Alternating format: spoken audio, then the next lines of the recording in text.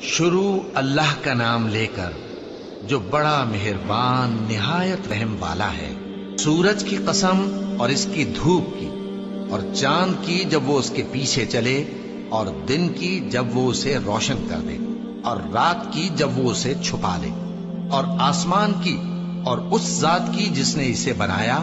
اور زمین کی اور اس ذات کی جس نے اسے پھیلایا، اور نفس انسانی کی اور اس کی جس نے اسے درست کر کے بنایا۔ پھر اس کو بدکاری سے بچنے اور پرہیزگار بننے کی سمجھ دی کہ جس نے اپنے نفس کو پاک رکھا وہ مراد کو پہنچا، اور جس نے اسے خاک میں ملایا وہ نامراد رہا۔ قوم سمود نے اپنی سرکشی کے سبب پیغمبر کو جھٹلایا۔ جب ان میں سے ایک نہایت بدبخت اٹھا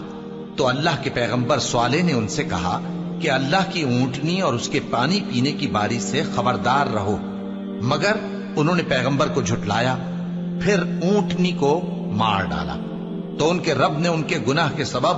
ان کو نیست و نابود کر دیا، پھر سب کو برابر کر دیا، اور اللہ کو ان کے بدلہ لینے کا کچھ بھی